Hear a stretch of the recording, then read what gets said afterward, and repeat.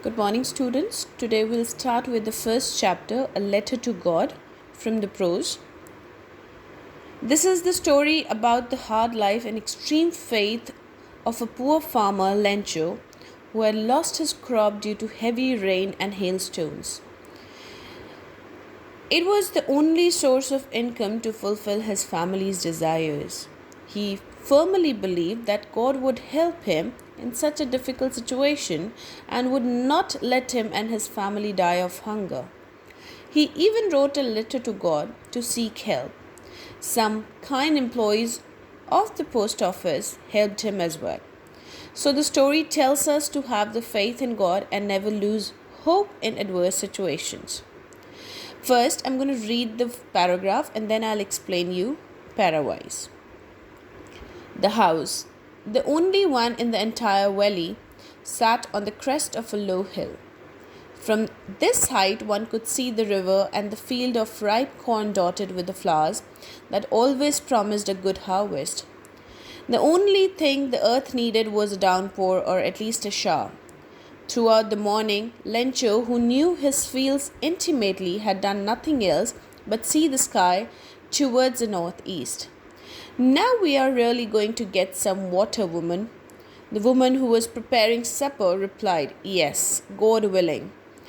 The older boys were working in the field while the smaller ones were playing near the house until the woman called to them all. Come for dinner. It was during the meal that just as. So let me give you an explanation of this paragraph first. Now, Lencho was a farmer who lived on the crest, that is the peak of a low hill, with his family. His was the only house in the entire valley. His field was full of ripe corn and easily visible from the house. He was eagerly waiting for a good rain to have a good harvest, so he could earn money for his family. Now, the woman who was actually preparing the meal for the entire family, Lencho said that, woman, we only need downpour. We need a very good shower so that we could actually harvest our crops. And she said that, yes, God willing, in case if the God says that, yes, it should rain, then definitely by God's will, it is going to rain and we'll have a good harvest. So this is just a kind of a scene that the plot is set on, that the farmer is waiting for the rain and wherein the lady of the house is preparing the supper for the family. Let's move further.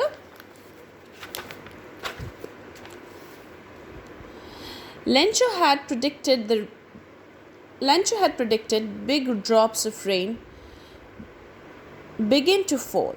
In the northeast, huge mountains of clouds could be seen approaching.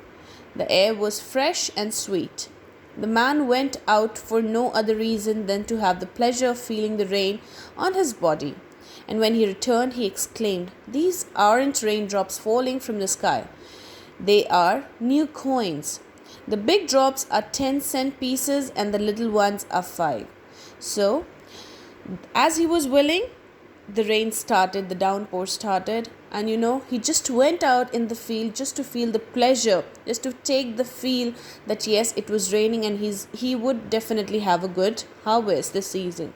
So he even compared the big drops to the 10-cent pieces and little ones with the 5. He compared the big drops of the rain water with the money. He said that this is going to get me the good harvest this season.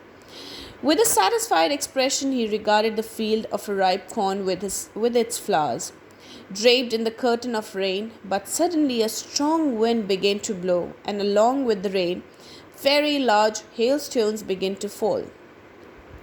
These truly resemble new silver coins. The boys, exposing themselves to the rain, ran out to collect the frozen pearls.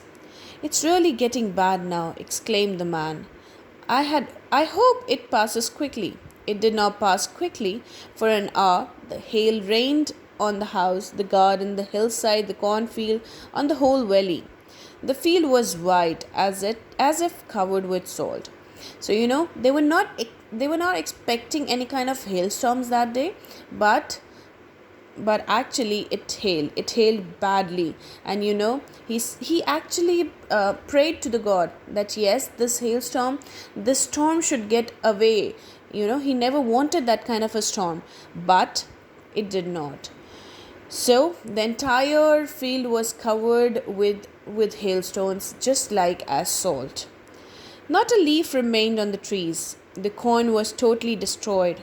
The flowers were gone from the plants. Lencho's soul was filled with sadness. When the storm had passed, he stood in the middle of the field and said to his sons, "A plague of locust would have left more than this. The hail has left nothing. This year we will have no corn." That night was a sorrowful one. All our work for nothing. There's no one who can help us. We will all go hungry this year.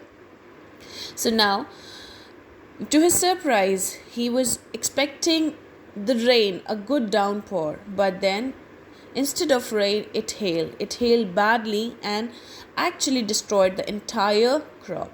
So he said that a plague of locust would have left more than this. In case if there would have been any kind of an insect would have taken away our crops, probably they would also have left something better than what hails have left us for. It was like the entire crop had worsened. Now he said that we are going to, and nobody is going to help us this year. We'll have no crop and we'll all go hungry this year. But in the hearts of all who lived in that solitary house in the middle of the valley, there was a single hope: help from God. Don't be so upset, even though this seems like a total loss. Remember, no one dies of hunger. See how beautifully he has expressed his, he says that nobody dies of hunger. There is a supreme power right sitting above, looking forward to his children. Definitely he's going to help us. So now we can only expect one help, that is help from God. So don't be so upset. He thought to himself, even though this seems like a total loss, remember, no one dies of hunger. That's what they say, no one dies of hunger. All through the night, Lencho thought only of his one hope, the help of God, whose eyes, as he had been instructed, see everything, even what is deep in one's conscience. Lencho was an ox of a man. Ox of a man, it's like a phrase which is used for very hardworking person, working like an animal in the fields, but still he knew how to ride. The following Sunday at daybreak, he began to write a letter which he himself would carry to town and place in the mail. It was nothing less than a letter to God.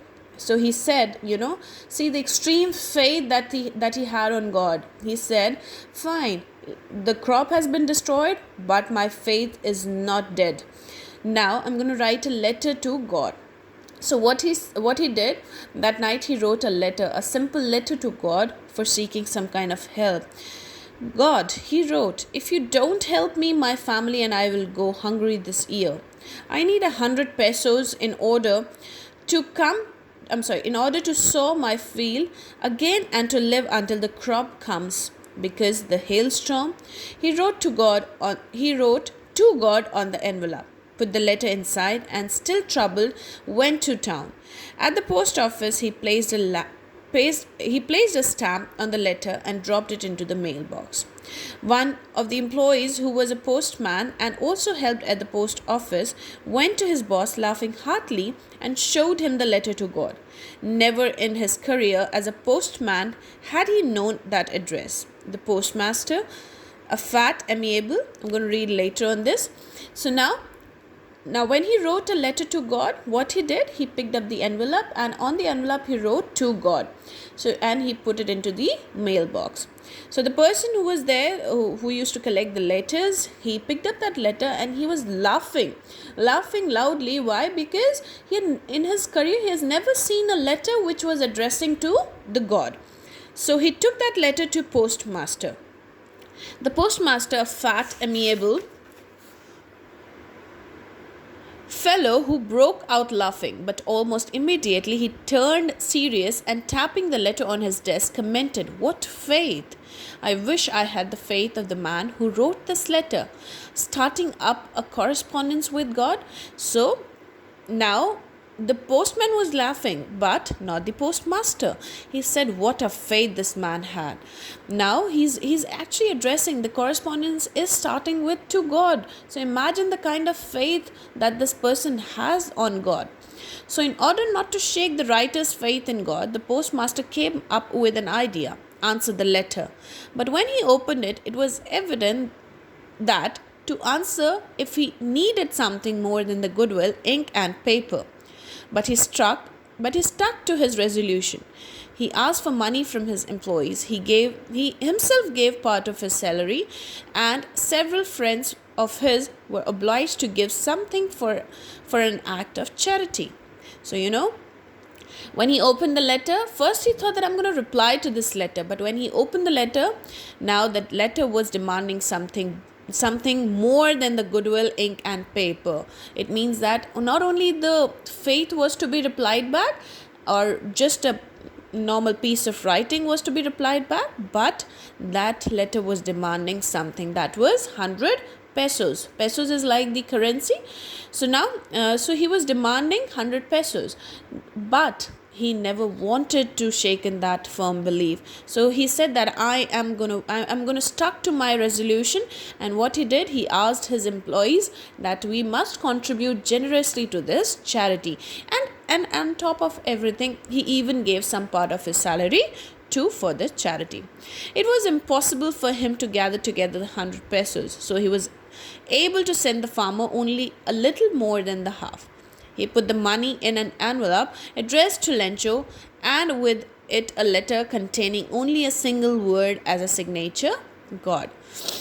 So what he did, he actually was able to collect around 70 pesos. So he put that 70 pesos into the envelope, and he signed off with writing that yes, God has sent this money for you.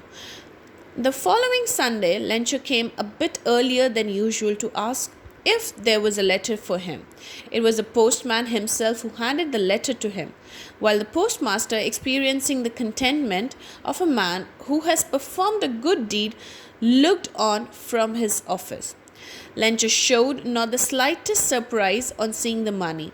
Such was his confidence. So the following Sunday, what happened? Now the letter had approached Lencho, and when the letter approached, so what he did, he had that kind of a contentment when you are expecting anything, and when you had actually written a letter to a God and God has answered you back.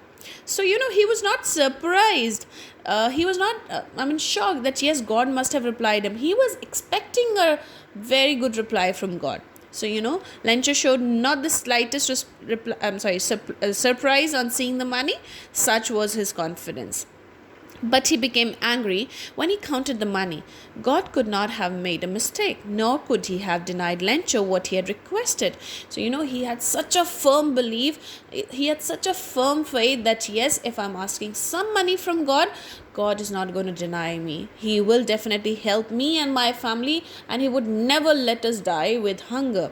But when he counted the money, he got a little angry and upset. He said that the God can never be, wrong in counting the money. I asked for 100 pesos, but this is not 100 exactly. Immediately, Lencho went up to the window to ask for paper and ink. On the public writing table, he started to write with much wrinkling of his brow caused by the effort he had to make to express his ideas. When he finished, he went to the window to buy a stamp, which he licked and then affixed the envelope with the blow of his fist. The way that we actually write the letter with the stamp, and then he was ready to send another letter to God. And in that letter he had written, the moment the letter fell into the mailbox, the postmaster went to open it. It said, God, of the money that I asked for, only 70 pesos had reached me. Send me the rest since I need it very much. But don't send it to me through the mail, because the post office employees are a bunch of crooks. Lencho. So now see, he had a firm belief on that yes, God must have sent him the 100 pesos, but it is actually the people at the at the post office who would actually had taken that money, that 30 pesos out of the letter. So he said that do not send me the money through the post office next time, because these people sitting at the post office are a bunch of crooks, because they have already taken my 30 pesos which you had sent me. You had sent me 100 pesos, but actually I've received 70 pesos. So you must not send me the rest 30 pesos again with the post office. Send me through some other thing so that I can actually suffice with my family into the middle of hunger.